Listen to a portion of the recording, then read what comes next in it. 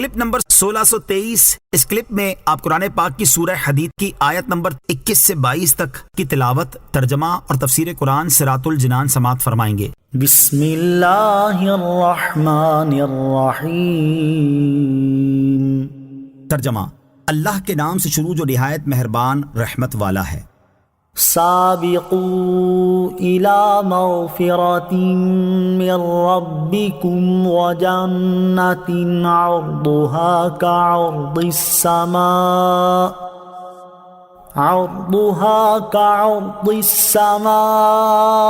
والأرض أعدت للذين آمنوا بالله ورسله ذلك فضل الله يؤتيه من يشاء والله ذو الفضل العظيم۔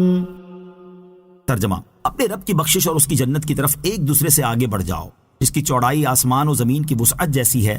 اللہ اور اس کے سب رسولوں پر ایمان لانے والوں کے لیے تیار کی گئی ہے۔ یہ اللہ کا فضل ہے جسے چاہے دے، اور اللہ بڑے فضل والا ہے۔ سابقوا الى مغفرۃ من ربکم، اپنے رب کی بخشش کی طرف ایک دوسرے سے آگے بڑھ جاؤ۔ اس سے پہلی آیت میں اللہ تعالیٰ نے دنیا کے حقیر ہونے اور آخرت کے عظیم ہونے کو بیان فرمایا، اور اس آیت میں اللہ تعالیٰ نے اپنے بندوں کو ان اعمال میں جلدی کرنے اور ایک دوسرے سے آگے بڑھ جانے کی ترغیب دی ہے جن کی بنا پر بندہ اللہ تعالیٰ کے فضل سے اس کی بخشش اور جنت کا حقدار قرار پاتا ہے۔ چنانچہ اس آیت کا خلاصہ یہ ہے کہ اے لوگو، دنیا کی زندگی بہت قلیل ہے، اس لیے وہ اعمال کرنے میں جلدی کرو اور ان میں ایک دوسرے سے آگے بڑھ جاؤ جن کی وجہ سے تم اللہ تعالیٰ کی بخشش اور اس جنت کے حقدار ٹھہرو جس کی چوڑائی ایسی ہے کہ ساتوں آسمان اور ساتوں زمینوں کے ٹکڑے ایک دوسرے سے ملا دیے جائیں۔ تو جتنے چوڑے وہ ہوں گے اتنی جنت کی چوڑائی ہے۔ یہ جنت ان لوگوں کے لیے تیار کی گئی ہے جو اللہ تعالیٰ کی وحدانیت کا اقرار کرتے اور اس کے سب رسولوں کی تصدیق کرتے اور ان پر ایمان لاتے ہیں۔ یہ جنت اللہ تعالیٰ کا وہ فضل ہے جو اس نے مسلمانوں پر فرمایا، اور اللہ تعالیٰ اپنا فضل اپنی مخلوق میں سے جسے چاہے دے، اور اللہ تعالیٰ لوگوں پر بڑا فضل فرمانے والا ہے کہ اسی نے دنیا میں لوگوں پر رزق وسیع کیا، انہیں نعمتیں عطا فرمائیں اور انہیں شکر کے مقامات کی پہچان کرائی، پھر اپنی اطاعت و فرما برداری کرنے پر آخرت میں انہیں وہ جزا عطا فرمائی جو اس نے اطاعت گزاروں کے لیے تیار فرمائی ہے، اور اس کا کچھ وصف ابھی بیان ہوا۔ دعائے مغفرت نہایت محبوب شے ہے، لہذا مسلمان بندے کو اپنی بخشش کی دعا کرتے رہنا چاہیے، اور خصوصاً اگر گناہوں سے توبہ کر کے ہو، اور نور علی نور یہ ہے کہ بارگاہ مصطفیٰ صلی اللہ تعالی علیہ وسلم میں حاضر ہو کر اپنی بخشش کی دعا کی جائے۔ چنانچہ اللہ تعالیٰ ارشاد فرماتا ہے، وَاسْتَغْفِرُوا اللَّهَ إِنَّ اللَّهَ غَفُورٌ رَحِيمٌ۔ ترجمہ: اور اللہ سے بخشش مانگو، بے شک اللہ بخشنے والا مہربان ہے۔ اور ارشاد فرماتا ہے، وَمَن يَعْمَلْ سُوءًا أَوْ يَظْلِمْ نَفْسَهُ ثُمَّ يَسْتَغْفِرِ اللَّهَ يَجِدِ اللَّهَ غَفُورًا رَحِيمًا۔ ترجمہ: اور جو کوئی برا کام کرے یا اپنی جان پر ظلم کرے پھر اللہ سے مغفرت طلب کرے تو اللہ کو بخشنے والا مہربان پائے گا۔